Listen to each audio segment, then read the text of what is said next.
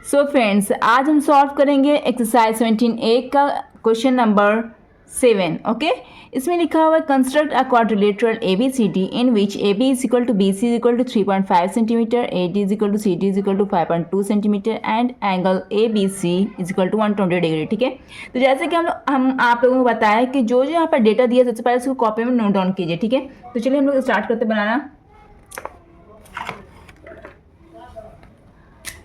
तो बच्चे ध्यान से देखना, ये मेरा क्वेश्चन नंबर 7 है। ओके, एक्सरसाइज 17A का ये मेरा क्वेश्चन नंबर 7 है। ठीक है, तो इसमें जो जो डेटा दिया हुआ है क्वेश्चन में उसको हम पहले नोट डाउन करेंगे। क्या क्या दिया हुआ है? AB is equal to BC is equal to 3.5 centimetre, ये दिया हुआ है ना। और क्या दिया हुआ है? AD is equal to CD is equal to 5.2 centimetre. Okay, और क्या दिया हुआ बच्चों? Angle ABC is equal to 120 degree, इतना ही दिया हुआ है। ठीक है, तो हम लोगों को कंस्ट्रक्ट करना है एक क्वाड्रिलेटरल ABCD। तो यहाँ पर सबसे पहले क्या करते हैं, डेटा बनाने के बाद सबसे पहले हम रफ डायग्राम ड्रा करते हैं। ठीक है, तो कैसे ड्रा करेंगे? ठीक है, ये ABCD समझो, ये ABCD ये एक क्वाड्रिलेटरल है। ठीक है, बना दिया इस तरह से, इससे बना दिए बच्चों। तो अब यहाँ पर ये ध्यान देना है, यहाँ पे क्या AB कितना दिया? 3.5। ओके, रफ डायग्राम में कुछ हम लोग इस तरह से गेसिंग कर लेंगे, एस्टिमेशन हो जाए कुछ, तो हम लोगों को कंस्ट्रक्ट करने में आसानी होगी। ठीक है, और BC यहाँ पर 3.5 सेंटीमीटर दिया हुआ है।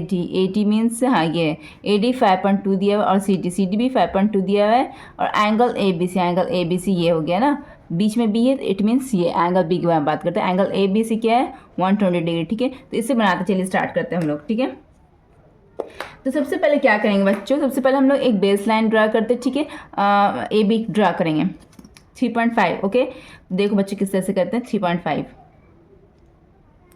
ध्यान देना। ठीक है बच्चों, तो यहाँ पर हम क्या करते हैं, 3.5 कहाँ पर आ रहा है? यहाँ पर आ रहा है बच्चों, ध्यान से देखना, यहाँ पर 3.5 आ रहा है। ठीक है, तो यहाँ पर हम प्रिक करेंगे, प्रकार के नोक से हल्का सा प्रिक कर दिया। ठीक है, उसके बाद फिर 0 पॉइंट पर प्रिक करेंगे जहाँ पर 0 मेजरमेंट दिया हुआ है।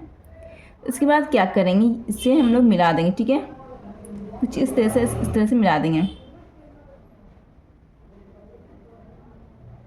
ठीक है बच्चों, मिल गया। तो आगे क्या करते हैं बच्चे ध्यान से देखना, ये हल्का सा एक्सीड हो गया, तो इसे यहाँ पर हम इरेज कर दे। ठीक है, तो आगे क्या करेंगे बच्चे ध्यान से देखना, ये क्या मेरा हो गया? ये A हो गया, और ये मेरा B हो गया है। ओके, ये समझ आया बच्चों। उसके बाद क्या करना है, यहाँ पर 120 डिग्री बनाने के लिए कह रहा है। ठीक है, तो बच्चे यहाँ पर 120 डिग्री यहाँ पर हमें एंगल बनाना है। इसके लिए हम क्या करेंगे, एक प्रोटेक्टर के यूज़ करेंगे। ठीक है, तो मैं इस तरह से यहाँ पर रख देती हूँ।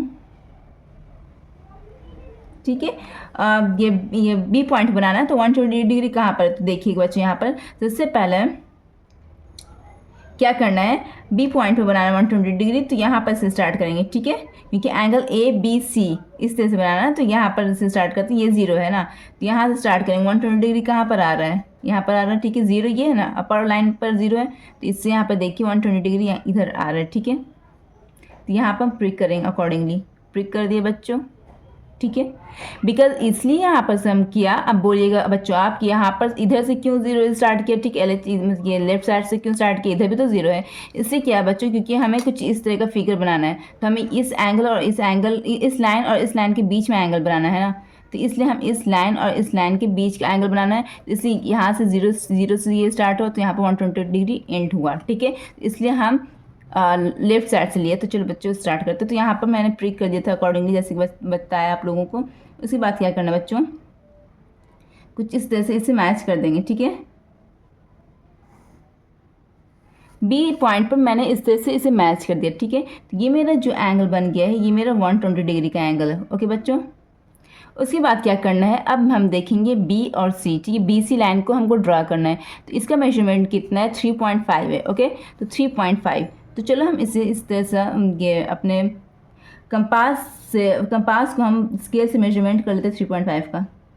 इस तरह से मेजरमेंट कर लिए बच्चों, जैसे कि आप वीडियो में देख ही रहे होंगे। तो इसके बाद क्या करेंगे, हम B पॉइंट पर रखेंगे और कुछ इस तरह से एक आर्क से कट करेंगे इस लाइन को। तो ये एक छोटे से आर्क से इस लाइन को कट किया, इंटरसेक्ट किया, तो यहाँ पे जहाँ पे इंटरसेक्ट हो रहा है मेरा ये लाइन, वहाँ पे हल्का सा प्रिक करेंगे। ठीक है, उसके बाद क्या करना है बच्चों, उसके बाद क्या करना बच्चों, हम ये सी डी लाइन को देखेंगे। ठीक, सी डी लाइन का मेजरमेंट कितना है, 5.2 है ना।